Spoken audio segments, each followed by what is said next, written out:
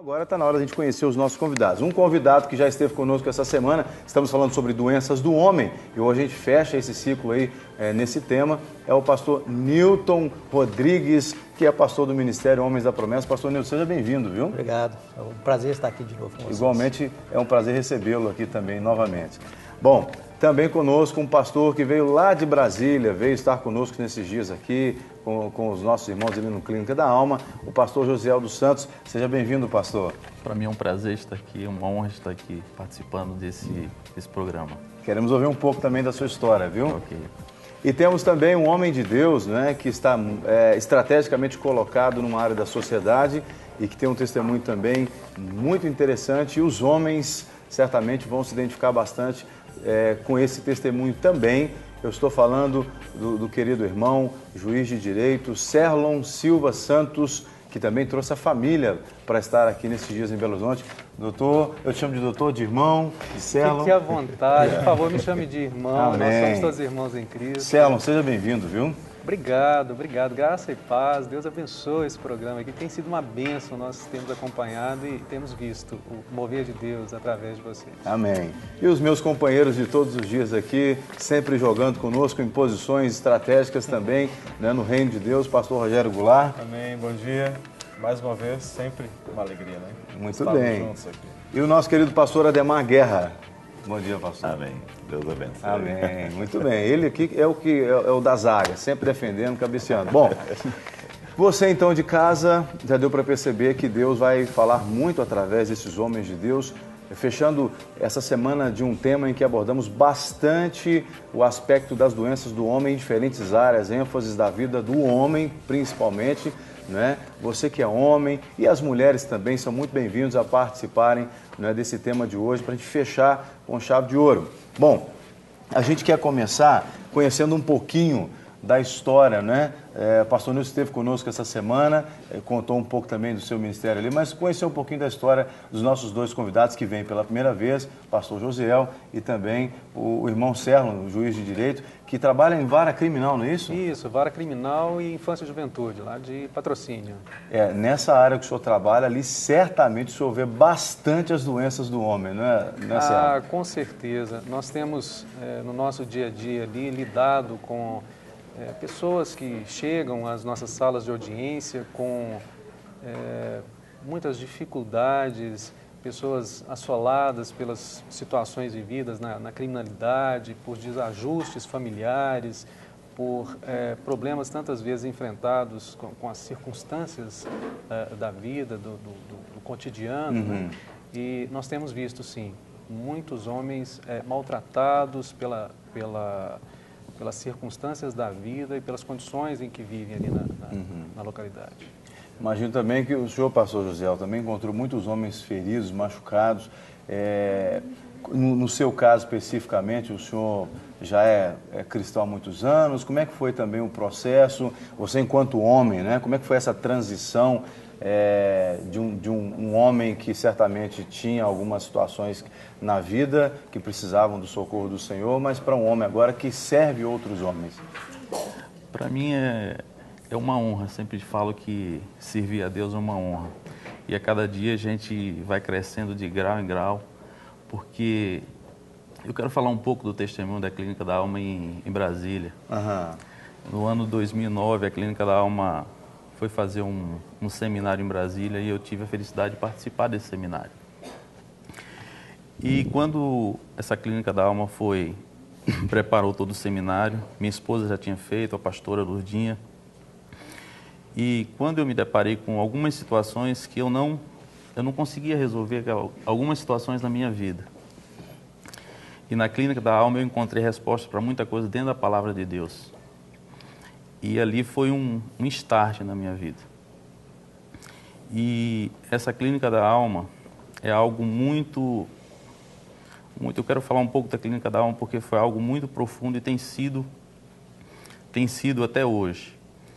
E hoje nós trabalhamos com casais, homens, mulheres, famílias, e nós temos visto uma dificuldade muito grande deles romperem e de estar verdadeiramente naquilo para o qual eles foram chamados.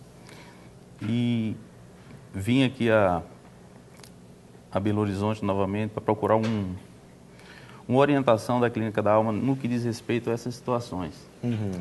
Então, hoje nós saímos daqui, chegamos aqui e encontramos respostas para muitas coisas em relação à nossa vida. E homens, você fala de homens, eu falo porque eu vim participar, passar por esse processo para poder ser instrumento de Deus para restaurar a vida de outros. Que bênção. Então, isso é algo muito forte, que mexe mesmo com o meu dia a dia, eu e da minha esposa. Nós trabalhamos com muitas famílias e o que eu quero dizer, enfim, eu quero falar é que esse instrumento chamado Clínica da Alma, que é um instrumento de Deus para mudar a vida de muitas famílias. Amém. Pastor Nildo, eu queria te perguntar, você trabalha com homens, né? E toda semana o senhor tem encontros ali com vários homens que chegam com diferentes situações. O pastor José falou sobre uma ferramenta, a Clínica da Alma. O senhor vê que a igreja hoje, por exemplo, ela realmente consegue ter a resposta porque ela tem ferramentas como a Clínica da Alma, ministérios que se utilizam realmente da palavra de Deus. O senhor vê que realmente a igreja é essa resposta, e aí depois eu vou pedir ao doutor Serlon para realmente também complementar a resposta, porque o senhor trabalha numa área onde o Estado certamente se vê impotente diante de tantas situações. Aí, depois que o pastor Nilson falar, o senhor pode complementar também. Sim, a igreja tem ferramentas importantes para tratar do homem. A Clínica da Alma é uma delas, veredas antigas. Então, são várias ferramentas que precisam trazer respostas para os homens. Para o homem realmente sentir que... Porque não adianta o homem chegar na igreja, escutar uma mensagem e a vida dele na semana continuar a mesma coisa. Então, ele precisa entender que Deus já deu ao homem estratégias para que ele possa realmente receber respostas de algumas áreas, como o pastor Gisel falou aqui, que ele não tinha respostas na vida dele. Então, quando ele começa a perceber algumas coisas, como algumas coisas funcionam, por que aconteceu isso, como nós falamos na segunda-feira, a questão do pai, a influência do pai na vida de um filho, e muitas coisas ficam para trás e não são resolvidas porque ele não resolveu aquele problema com o pai, ele não sabia disso. Sim. Então o homem muitas vezes tem problema na pornografia por causa do problema com o pai. Então são situações muito difíceis que sim, tem respostas, os ministérios que Deus tem levantado vão ajudar o homem a realmente caminhar na sua vida espiritual. Muito bem. Antes do senhor responder, senhor, nós tivemos uma ligação agora, a produção me informou, de uma senhora chamada Célia, do bairro Santa Cruz, em Betim, aqui na Grande BH. E ela disse que há mais de um ano o esposo saiu de casa e ela foi descobrir que o esposo estava tendo um caso extraconjugal. E ela está sofrendo muito, né? E ela quer saber como é que ela pode ser ajudada. Acho que o pastor Guerra você poderia respondê-la, ajudá-la nesse processo aí. Na questão de... Aí vem a questão que nós discutimos ontem, do perdão, né?